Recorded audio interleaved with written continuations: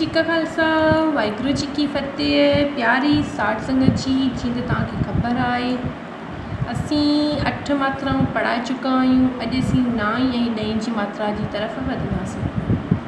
9 मात्रा खे चवंदा आहियूं होड़ा। होड़ा जंहिंजी निशानी आहे हीअ जेकी सर्किल में तव्हांखे ॾिसण पई अचे। 10 आहे मात्रा कनोड़ा। कनोड़ा जंहिंजी निशानी हीअ आहे। हीअ तव्हांखे सही ॾिसण में नथी अचे, हिन खे असीं हीअं करे हीअ ॾिसंदासीं। हीअ कनोड़ा आहे ऐं हीअ होड़ा। सही आहे। अचो मुहारनी जी तरफ़ उच्चारण शुरू कयूं।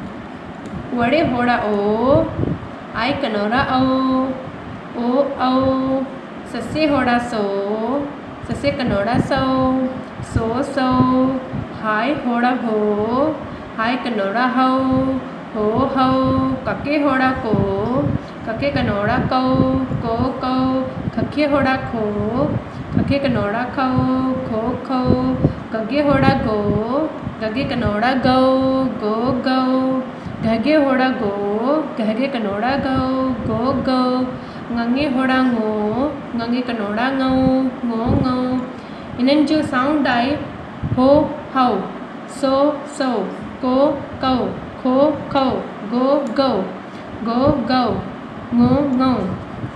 चचे होड़ा चो, चचे कनोड़ा चो, चचे होड़ा छो, चचे कनोड़ा छो। जजे होड़ा जो, जजे कनोड़ा जो, जजे होड़ा जो, जजे कनोड़ा जो। निन्ने होड़ा न्यो, निन्ने कनोड़ा न्यो। टटे होड़ा टो, टटे कनोड़ा टो, ठठे होड़ा ठो, ठठे कनोड़ा ठो।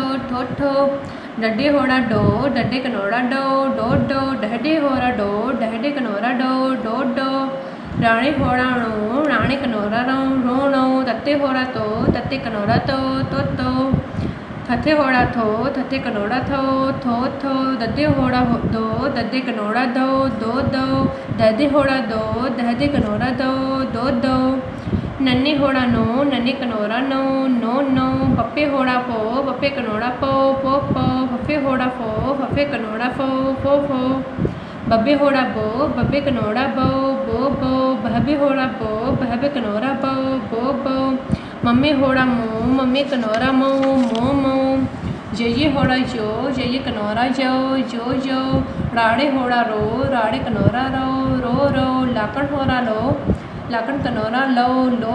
ववे होड़ा वो, ववे कनोड़ा वो। राड़े होड़ा रो, राड़े कनोड़ा रो।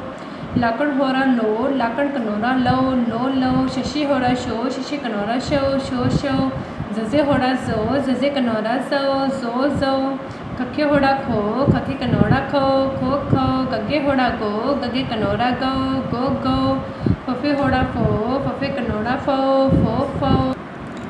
प्यारी साठ संगत जी, उम्मीद आहे त तव्हांखे ये वीडियो असांजी पसंदि आई हूंदी।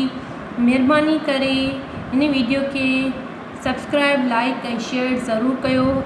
घणो खां घणो शेयर कयो जीअं त ॿियनि ते बि इहा नॉलेज पुॼे। ऐं असांजी बाक़ी आख़िरी मात्रा रहे थी, उहा असांखे जल्दी वीडियो असीं अपलोड कंदासीं। वाहिगुरू जी का खालसा।